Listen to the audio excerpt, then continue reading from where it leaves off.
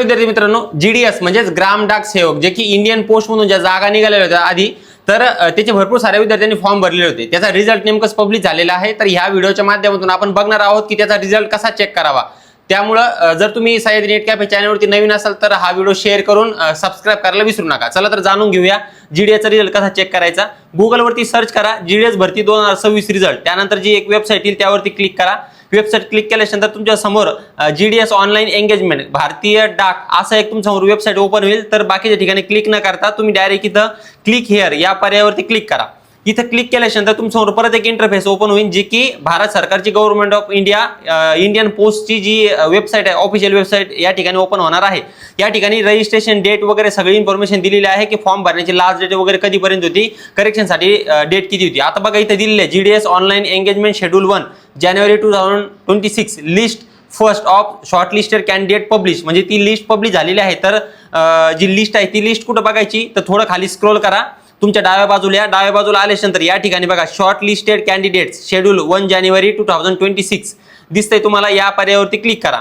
त्यानंतर तुम्हाला पूर्ण राज्यांची नावं या ठिकाणी दिसणार आहे. थोडं खाली स्क्रोल करा. तिथं आपलं महाराष्ट्र राज्य आहे तर महाराष्ट्र राज्य या पर्यायावरती क्लिक करा. क्लिक केल्यानंतर खाली तुम्हाला list of short listed candidates असा पर्याय दिसेल. त्या पर्यायावरती पुन्हा क्लिक करा. क्लिक केल्यानंतर तुमच्या समोर आता डायरेक्ट ऑफिशियल वेबसाईट ओपन होणार आहे.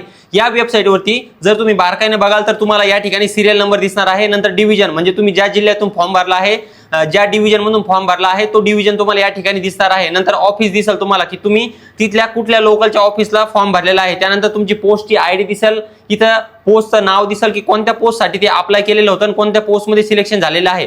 पोस्टची कम्युनिटी दिसणार आहे तुम्हाला, तुम्ही कोणत्या कास्ट मधले आहे, ओबीसी, एससी, ओबीसी, यूआर म्हणजे अनरिझर्व असे तुम्हाला या ठिकाणी दिसणार आहे. नंतर तुमचा रजिस्ट्रेशन नंबर या ठिकाणी असेल आणि पर्सेंटाईल म्हणजे पर्सेंटेज ऑफ मार्क्स म्हणजे तुम्हाला किती मार्क आणि किती मार्कावले विद्यार्थी सिलेक्ट झालेले आहे असं सर्व या ठिकाणी दिसणार आहे. आता रिझल्ट बघताना सगळ्यात जी तुम्हाला काळजी घ्यायची आहे ती अशी की या ठिकाणी तुम्हाला तुमचे नाव दिसणार नाही, कारण की नाव पब्लिश होत नाही. यामध्ये तुम्हाला जो तुमचा रजिस्ट्रेशन नंबर असतो तो रजिस्ट्रेशन नंबरच्या नुसारच तुम्हाला ते बघायचं आहे. मग रजिस्ट्रेशन नंबर कुठे शोधणार तुम्ही तर तुम्हाला मेल आलेला असेल, टेक्स्ट मेसेज आलेला असेल किंवा तुमच्याकडे जो फॉर्म भरला तुम्ही त्या फॉर्मवरती तुमचा रजिस्ट्रेशन नंबर असणार आहे. त्या रजिस्ट्रेशन नंबरनुसारच तुम्हाला या ठिकाणी बघायचं आहे. मग तुम्ही पूर्ण महाराष्ट्रभरातल्या ज्या पण जिल्ह्यातून ज्या पण डिव्हिजन मधून हा फॉर्म भरलेला आहे तर ही पूर्ण पीडीएफ आपण आपल्या सह्याद्री नेट कॅफेच्या ऑफिशियल जे आपलं व्हॉट्सअपचा ग्रुप आहे त्यावरती टाकलेली आहे. कारण की पीडीएफ अशी पर्सनल सेंड नाही करतात प्रत्येक विद्यार्थ्याला, फार वेळ लागतो. त्यामुळे ग्रुप आहेत आपले चॅनल आहे त्यावरती आपण याची इत्तमभूत माहिती दिलेली आहे. त्यामुळे जर तुम्हाला हवी असेल तर तुम्ही ग्रुप जॉईन करा. त्या ठिकाणी तुम्हाला पूर्ण लिस्ट मिळणार आहे. त्यानुसार तुमचं डिव्हिजन बघा तुम्ही त्यामध्ये आणि त्यानुसार तुम्हाला तुमचं सिलेक्शन झालं आहे की नाही या ठिकाणी तुम्हाला कळणार आहे.